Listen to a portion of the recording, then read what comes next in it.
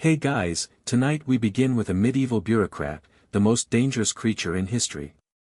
The Middle Ages were full of bizarre laws, but what most people don't know is that many of them existed because of one incredibly stupid, chaotic, or downright unbelievable event.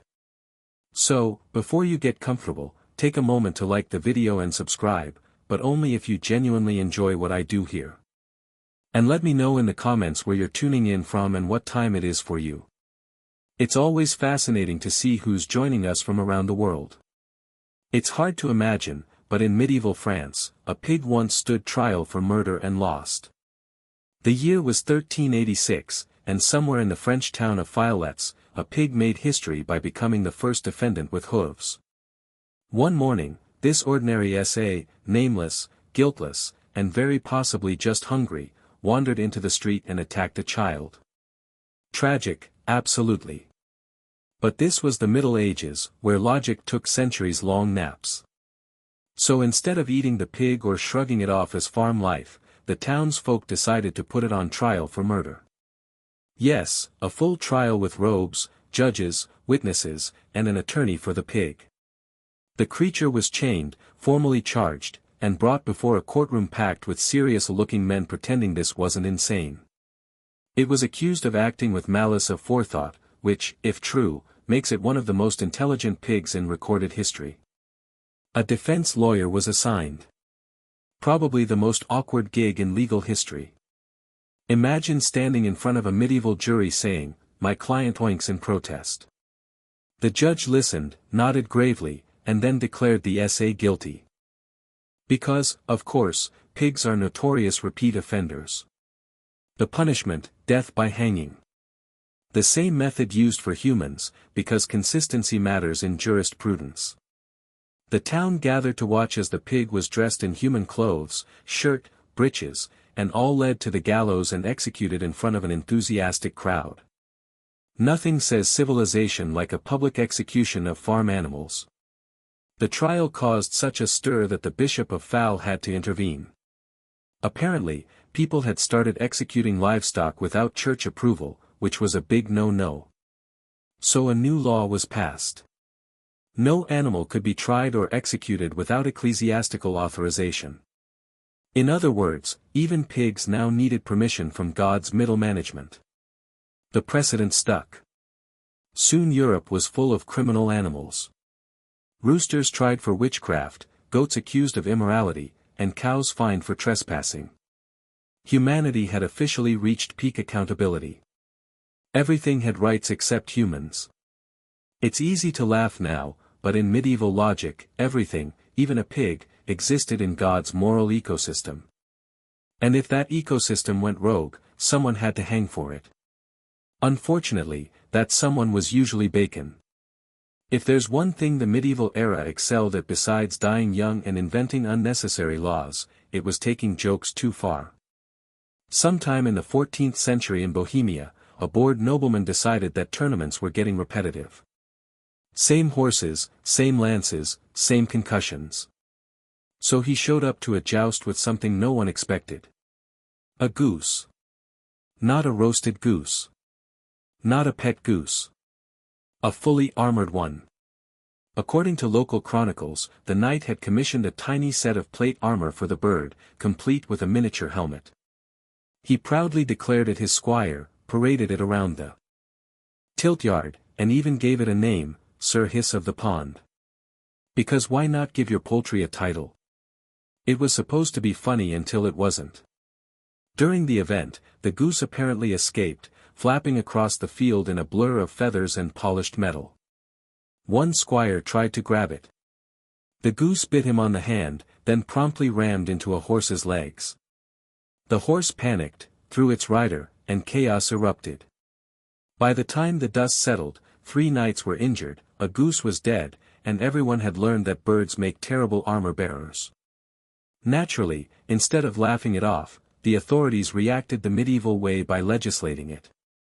A decree was issued banning the dressing, arming, or mounting of animals in imitation of noble combatants. The ruling also extended to beasts of burden, fowl, and pets of domestic origin, which is legal Latin for don't give your chicken a sword. The story spread across Central Europe, becoming a running joke among knights who secretly envied the goose's courage. Some even claimed it was cursed, that the spirit of Sir His haunted justs forever, flapping invisibly over tilting fields, whispering, "You'll never be as brave as me." Still, the law remained on the books for decades. Future generations read it utterly confused and wondered what catastrophe could have inspired it. The answer, of course, was one very determined goose and one knight with too much free time. Proof that even in the Middle Ages, stupidity had wings. If you ever think your job is stressful, remember that in medieval Germany, people's hobbies involved riding 600 kilograms horses at full speed while holding a spear and drinking heavily before doing it. In 1364, a nobleman named Count Heinrich von Schwarzburg showed up to a jousting tournament absolutely plastered. And that's how one inebriated noble turned medieval chivalry into a cautionary tale. Proof that even in armor, stupidity finds a way. In medieval England, bread wasn't just food. It was politics you could eat. Every loaf, crust, and crumb was regulated by law. Bakers had to follow the assay of bread and ale, which dictated size, weight, and price, down to the ounce. But nowhere did it mention shape, until one ambitious baker ruined everything. Sometime in the 14th century, a baker in London decided to show off. Maybe he was bored. Maybe he wanted attention. Or maybe he just didn't understand the word humble. He baked a beautiful round loaf embossed with a decorative ring around the top. Unfortunately, that ring looked exactly like the king's crown. Within days, the loaf was a hit at the market. People called it the royal bread. One customer even joked it looked fit for His Majesty's table. In a society where sarcasm was a capital offense, that comment was enough to start an inquest. Word reached a royal official who took one look at the bread and decided treason had entered the bakery. The baker was dragged before a magistrate accused of mocking the image and authority of the crown through insolent baking, which if nothing else proves medieval lawyers had incredible imaginations. He was fined heavily and forced to stand in the stocks with his bread around his neck. The first known case of public carb shaming. To prevent any future bread-based blasphemy, Parliament issued a new regulation. No loaf was to bear royal or sacred resemblance in shape or design. In short, bake all you want, but don't get artistic. Creativity was now a crime. It's ridiculous, but this wasn't an isolated case. Medieval rulers feared symbolic rebellion. People couldn't criticize the crown, but they could mock it, even in pastry form. And nothing scared kings quite like the idea that commoners might find humor in their divine authority. So yes, one overly decorative loaf of bread gave birth to the first anti-satire law in English culinary history. The moral? In medieval Europe, never let your food look smarter than your king. Because in a world where you could be executed for puns, baking fancy bread was practically revolution. Monks were supposed to be the picture of discipline. Silent, devoted, and definitely not remixing hymns into love songs. Unfortunately, not everyone in the monastery agreed. The story begins in the 14th century Italy, where a group of Benedictine monks decided to add a little passion to their chanting. Gregorian hymns were repetitive, slow, and depressingly holy. So one night, a particularly creative monk, historians suspect wine was involved, slipped in a few verses borrowed from a popular tavern tune about a maiden fair and faithless. The rhythm caught on. Soon half the abbey was humming it between prayers. At first the abbot ignored it. Then one morning he caught two monks rehearsing harmonies in the cloister. Worse, they were calling it the Song of Saint Cecilia's Eyes. You can imagine the confusion when pilgrims started requesting the track. It escalated from there. Vespers became a nightly concert. The brothers began sneaking instruments into the chapel, a lute here, a small drum there, until one night a monk brought in a tambourine, and that was it. The abbot snapped. He summoned the entire choir, gave a fiery sermon about temptation, and announced a new rule that would go down in monastic history. No singing or musical performance shall occur after the hour of sunset. In other words, the world's first medieval noise complaint. Naturally, the monks were furious. They argued music brought them closer to God. The abbot replied that God probably preferred silence. The next evening, the monastery fell quiet until someone started whistling the forbidden tune from behind the wine cellar. The punishment was fasting, which in monastic terms is the equivalent of being grounded indefinitely. Within months, neighboring abbeys copied the regulation, citing disruptive nocturnal chanting. Word spread to Rome, where one cardinal reportedly commented, "If monks must sing, let it be soberly, not seductively." The ban survived for centuries, long after the abbey burned down. The irony, those same monks accidentally invented early polyphony, the musical foundation of European choral art. So the next time you hear a church choir, thank a few rebellious monks who got tired of monotony, added a beat, and got legally silenced for it. Because even holiness apparently had a bedtime, few things capture medieval thinking better than this. A nobleman once accused peasants of getting his fish drunk. The story takes place in the 15th century England, where Lord Humphrey of Catterick owned a grand estate, several horses, and a disturbingly personal relationship with his carp pond.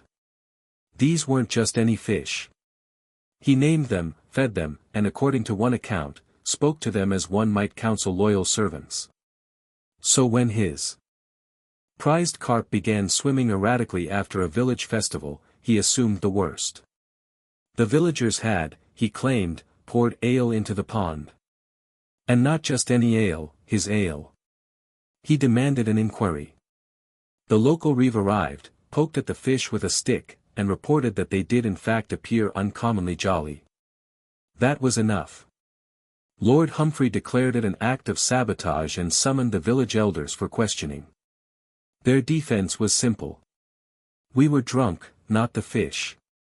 Naturally, that didn't fly. The nobleman ordered a court proceeding which, as expected, found the peasants guilty of the willful inebriation of aquatic life. The punishment, a fine, the draining of the pond, and because medieval justice loved paperwork, the creation of a new ordinance. Let no man or woman pour ale, wine, or spirituous drink into waters wherein swim the creatures of the Lord, and thus was born the law of drunken fish. It sounds like a joke, but the regulation actually spread. Neighboring estates adopted similar rules, mostly because they didn't want their lords bothering Parliament with carp-related emergencies. It eventually became shorthand for "don't waste alcohol on animals," which to be fair is probably good advice. The best part, a later chronicler noted that the fish were perfectly fine. They'd simply been sluggish from heat, meaning an entire law was based on misinterpreting fish behavior. In the end, the villagers paid their fine. The pond was refilled, and Lord Humphrey continued to refer to his carp as noble creatures of refined taste. And that's how one hot summer day gave medieval England its first recorded animal sobriety law. Because even fish apparently had to know their limits. In the medieval world, church bells were sacred. They marked births, deaths, storms, and occasionally when a blacksmith sneezed too loud. But in one unlucky French town, a bell's greatest sin wasn't ringing too often. It was trying to escape. The year was 1324, and the town of Autumn had just commissioned a massive bronze bell for its new church tower. It was beautiful, heavy, and absurdly over-decorated. The kind of bell that screamed, "Our parish has money." On the day of its grand unveiling, the townsfolk gathered as priests blessed it. Nobles nodded approvingly, and children stared in awe. Then came the test ring. A few minutes later, disaster struck. A storm rolled in from nowhere. Thunder roared and lightning hit the tower directly. The bell broke loose from its beam, crashed through the floor, and rolled down the church steps like a divine bowling ball. Witnesses swore it moved with purpose, crushing barrels, chickens, and at least one unlucky bench before finally lodging itself in a fruit cart. When the dust settled, the mayor declared quite seriously that the bell had fled from its sacred duty, which of course meant one thing in medieval France. A law had to be made. The council issued a decree. All church bells shall henceforth be bound with chains or cords to prevent ungodly flight. And thus was born the law of runaway bells. Local blacksmiths got to work bolting every bell in town. Priests held special blessings to ensure no more bell rebellion. Meanwhile, townspeople whispered that the rogue bell had been possessed, a divine sign of displeasure with the mayor's taxes. Ironically, this new bell restraint trend spread across France. By the late 14th century, some cathedrals even chained their bells so tightly they could barely ring, leading to complaints that God might not be hearing them properly. Decades later, travelers still told the tale of the autumn bell that tried to escape judgment. It became a kind of cautionary legend, a reminder that in the Middle Ages, even inanimate objects could be blamed for misbehavior. And somewhere in a dusty archive, that law remains recorded.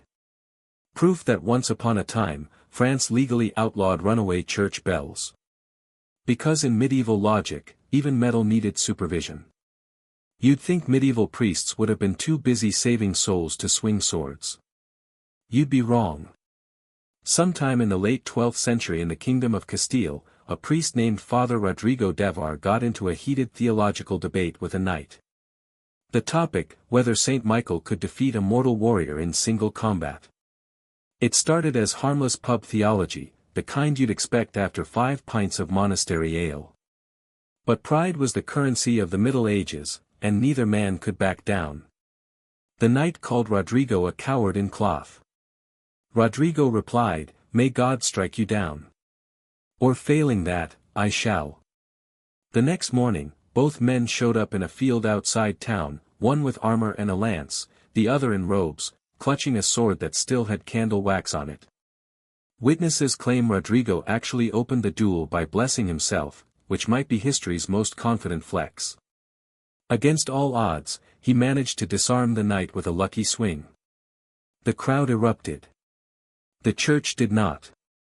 When word reached the bishop, he nearly had a stroke. A priest defeating a knight in trial by combat was unthinkable. Not because it was sinful, but because it was embarrassing. The bishop feared it would set a precedent. Clergy settling arguments through the sword rather than the spirit. Within a week, a council convened in Toledo, and the ruling was clear. No servant of God shall henceforth bear arms, nor engage in duel, tory, or violent sport. And thus, the clergy combat ban was born. The medieval church's version of HR, saying, "Please stop fighting your coworkers." Of course, enforcement was spotty. Some warrior monks ignored it entirely. The Templars probably laughed while polishing their swords. But ordinary priests got the message. The next time someone called them cowards, they simply muttered, "I'd smite you, but canon law forbids it." Still, the story of Father Rodrigo spread far and wide. Part cautionary tale, part legend. Some say his sword was confiscated and reforged into a crucifix. Others claim he was quietly promoted for unorthodox defense of the faith. Either way, one drunken duel forever separated the clergy from the chivalry, proving that sometimes holiness and hand-to-hand combat just don't mix. Of all the strange laws the Middle Ages produced, few are as gloriously petty as the one that banned whistling. It happened in a 13th century Germany in a quiet little town along the Rhine, where the biggest excitement most days was watching grain dry. Then came Hans the Shepherd, a man with lungs like bagpipes and a whistle that could summon demons, or at least annoy everyone within a mile. Hans was famous for it. He could whistle entire hymns, bird songs, or what he proudly called the tune of the wind. The problem was that his talent didn't stop at daylight. He whistled in the morning, at dinner, during Mass, and worst of all, at night. One evening, as the legend goes, his whistling startled a noble woman's horses just as her carriage crossed the town bridge. The panicked animals bolted, sending her straight into the river. She survived, drenched, furious, and swearing vengeance. Within days, a town council convened to discuss the disturbance of the peace by oral means. The verdict was swift and very German.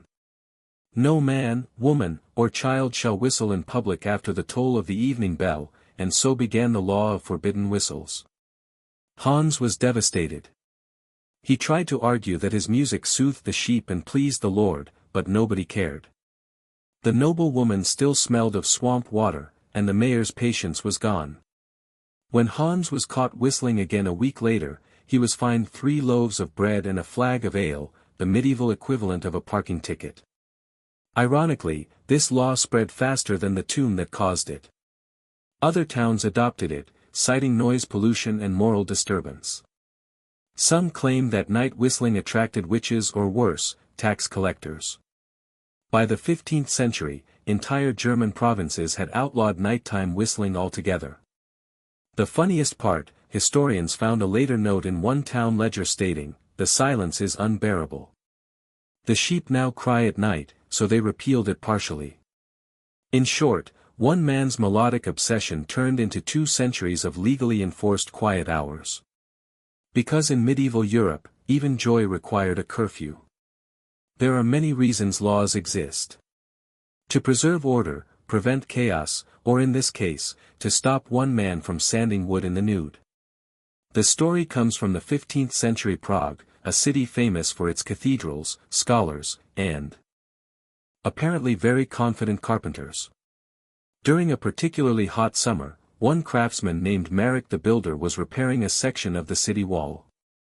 The sun was brutal, the air thick, and Marek, deciding that modesty was optional, stripped off everything but his work boots and continued hammering away like Adam with a hammer. By mid-morning the spectacle had drawn quite an audience. Unfortunately, that audience included a royal procession passing through the city gate. Among the onlookers was Queen Barbara of Scilly, who was reportedly not amused. Accounts differ on what shocked her more, the nudity or the enthusiasm with which Marek waved his mallet in greeting. By evening, word had spread across Prague. A naked man labored before the queen. It sounded poetic. It was not. The city council convened immediately. There were discussions about morality, decency, and the dangers of distracting royalty with unsolicited anatomy. The verdict was unanimous. Something had to be done. Thus the council introduced the Naked Carpenter Ordinance, a law declaring that no man or artisan shall ply his trade unclothed within sight of Her Majesty or the public square.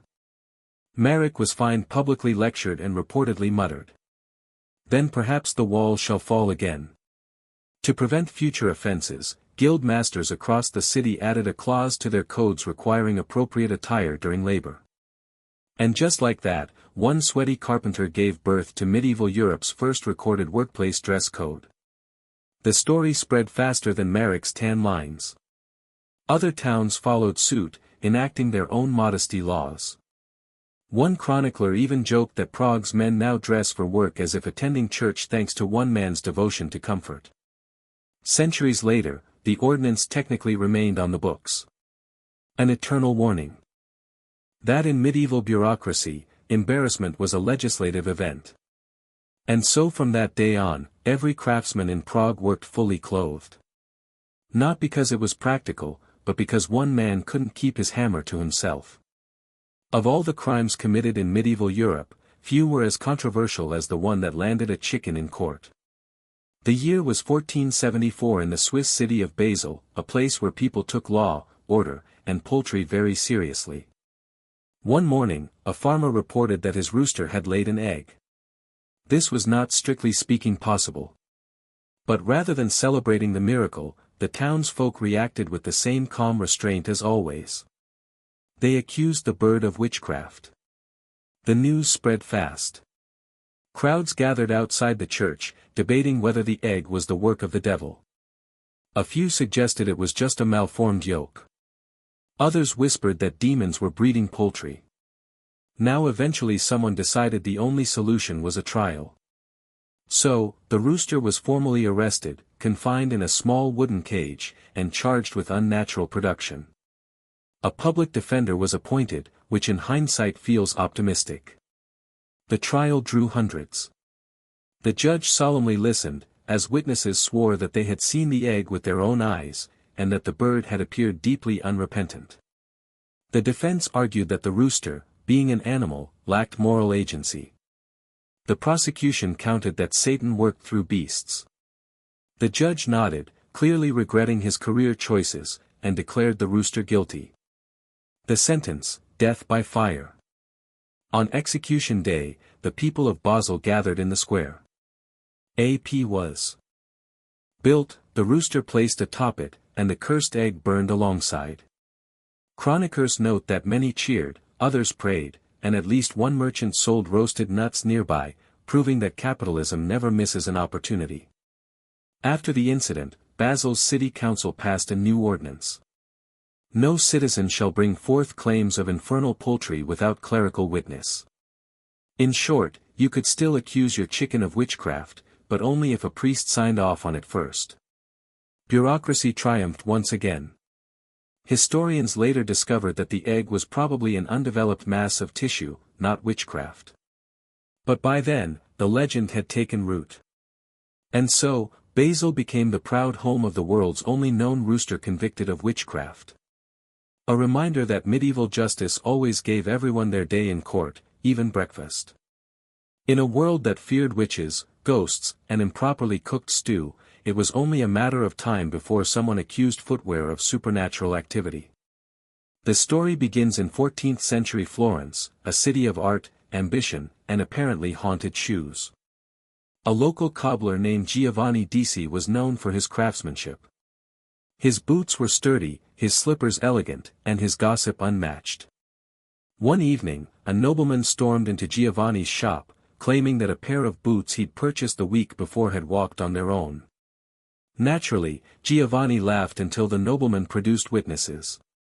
3 servants swore they had seen the boots march across the floor, unaided in the middle of the night.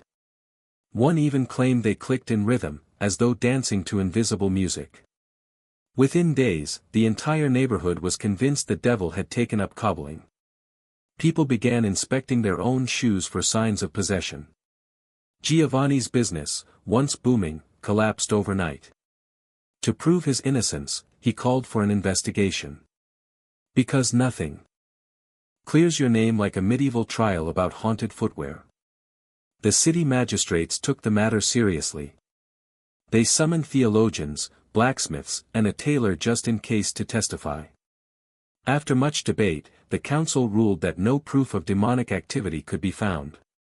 But to prevent future supernatural shoemaking, they drafted a new regulation. No craftsman shall enchant, curse, or otherwise imbue apparel with motion unnatural to its purpose. And thus the law of haunted shoes was born. Giovanni was absolved, though not without irony. His name became a joke. Rossi's dancing boots entered Florentine slang as a term for things that cause trouble without reason. Meanwhile, the nobleman's servants later admitted the truth. One had moved the boots as a prank, and the others joined in for fun. By the time they confessed, however, the law was already carved into the city's records. Centuries later, scholars stumbled upon the decree in the archives, sandwiched between prohibitions on noisy fountains and restrictions on overly scented candles. It's a reminder that in medieval Florence, reality was optional, but legislation was eternal. Because when superstition met government, even your shoes could end up on trial. If you've ever wondered how bureaucracy could possibly interfere with divine intervention, allow me to introduce you to the Church of the Middle Ages, where even miracles required paperwork. The story unfolds in 14th-century France in a small village near Limoges. A farmer named Etienne Dubois returned from Mass one morning claiming that his cow, yes, his cow, had begun weeping during a sermon. Real tears. He swore it was a sign from God, a message of compassion and repentance. His neighbors agreed. The local priest, however, did not. Within days, pilgrims flooded the village. Merchants set up stalls. Someone started selling holy milk in clay jars. The priest begged the bishop to intervene before the place turned into a theological farmer's market. The bishop arrived, skeptical, but curious. He inspected the cow, prayed, and waited. Nothing. Then, after a few awkward minutes, the cow blinked and let out a single tear. The crowd gasped. The bishop frowned. This, he declared, requires verification, and thus a tribunal was convened, not for a sin, but for a miracle. After 3 days of investigation, which included interviews with the cow's owner, the local cheesemaker, and one deeply confused veterinarian, the church concluded that while the event was impressive, it lacked sufficient spiritual merit to be considered divine. To prevent future Boyne blasphemy, the diocese issued an official decree. Let no miracle be proclaimed without episcopal examination, lest false wonders lead the faithful astray. And so the law of unapproved miracles was born. Overnight, spontaneous holiness became a regulated industry. Anyone claiming to have witnessed a miracle, be it a bleeding statue, glowing bread, or an unusually polite sheep, now had to file for approval. Unsanctioned wonderworking was punishable by fine, penance, or worst of all, paperwork. Of course, miracles didn't stop. They just got quieter. Peasants whispered about glowing crucifixes in secret and prayed their saints wouldn't do anything too noticeable. As for Etienne's cow, she was declared blessed but not miraculous and lived out her days in peace or mild confusion. And that's how medieval France managed to invent religious quality control, making sure that even heaven followed protocol. Because in the Middle Ages, nothing was truly sacred except procedure. If there's one thing the medieval nobility loved more than war and wine, it was fashion. That made absolutely no sense. The trend began in the 15th century France when nobles started wearing shoes with absurdly long pointed toes known as pain. At first, they were just stylish, long, narrow, and mildly impractical. But like all fashion trends, someone had to take it too far. By the 1460s, the elite were strutting around with shoes so long they had to tie the tips to their knees with ribbons just to walk straight. One chronicler noted that some noblemen's poulons were as long as their dignity was short. Another claimed you could tell a man's rank by how far his shoes stuck out, which meant social climbing became dangerously literal. Then came the incident during a grand mass in Paris. A duke possibly named Jean de Bourbon, though historians disagree, tripped over his own shoes while kneeling. He crashed face first into a candlestand, setting part of his robe on fire and nearly emulating a bishop. The congregation panicked, the choir screamed, and the duke, scrambling to his feet, promptly tripped again. It was a scene straight out of slapstick, except everyone involved had titles and incense. The king upon hearing the story was not amused. He summoned his advisers and declared that fashion must never again endanger the church. And so in an act of pure royal pragmatism, Parliament passed the toe-length law. No man shall wear shoes with points exceeding 2 in beyond the foot upon pain of fine or public ridicule. The nobility was outraged. The shoemakers' guild despaired. Peasants, meanwhile, cheered, though mostly because it gave them something to gossip about while ankle-deep in mud. Naturally, some nobles rebelled, cutting their shoes at the allowed limit, but stuffing the toes with wire to extend them secretly. Others held clandestine, long shoe gatherings, flaunting forbidden footwear by candlelight like smug heretics of fashion. But the king's decree held. Within a decade, the ridiculous points vanished from court life. It said that one anonymous poet summed it up perfectly. Once men's toes reached heaven, now their sense does. And thus, one duke's clumsy combustion brought reason and shorter shoes back to France. The Middle Ages were a time of faith, invention, and complete disregard for physics. So, it was only a matter of time before a monk decided that if angels could fly, he probably could, too. The man's name was of Molesbury, a Benedictine monk from the 11th century England. He was known for his intelligence, curiosity, and apparently his very limited sense of self-preservation. Fascinated by birds and scriptures alike, became convinced that flight was possible, not metaphorically, but literally. According to chroniclers, he studied the wings of eagles, observed the wind, and eventually built his own prototype glider using wood, cloth, and divine optimism. He told his fellow monks he was seeking to understand God's creation. They probably nodded politely, assuming it was a metaphor. It was not. On a bright day around 1010, climbed to the top of Malmesbury Abbey, strapped on his handmade wings, and leapt into the air. For a few glorious seconds, it worked. He soared above the courtyard, wind rushing through his habit, the monks below shouting either prayers or expletives. Historians aren't sure which. But then, as with all medieval engineering projects, gravity made its inevitable comeback. Ma crashed spectacularly into a dung heap, breaking both legs, but somehow surviving. As he was carried off, he reportedly muttered, "I should have made a tail." The church was less amused. They declared his experiment reckless and bordering on hubris. The abbot convened a council and issued a new rule. Let no man of the cloth attempt to fly under threat of penance or expulsion. And thus was born the ban on flying monks. From that day onward, monks were officially grounded literally and spiritually. Almer, undeterred, spent the rest of his life predicting the return of Halley's comet, proving that even after nearly killing himself, he was still centuries ahead of everyone else. Ironically, his banned flight is now considered one of the earliest recorded attempts at human aviation, meaning a medieval monk technically beat Leonardo da Vinci to the skies by 500 years. But the church wasn't impressed. They'd seen enough flying men for 1 millennium. And so ended the age of airborne monks, not with a prayer, but with a very undignified landing. Power in the Middle Ages was a delicate thing, an illusion built on alliances, smiles, and secrets. Kings ruled by the sword, but those who truly survived learned to kill without ever unsheathing it. Poison became the invisible hand that shaped dynasties. The whispered alternative to open rebellion. It was cleaner than bloodshed, quieter than daggers, and infinitely more terrifying. A single drop of toxin could decide the fate of a kingdom before the first blade was ever drawn. At royal banquets, danger was served alongside roasted pheasants and spiced wine. Nobles laughed and toasted, but every sip was taken with quiet hesitation. The most powerful lords employed tasters, men or slaves whose only purpose was to die first if the food was tainted.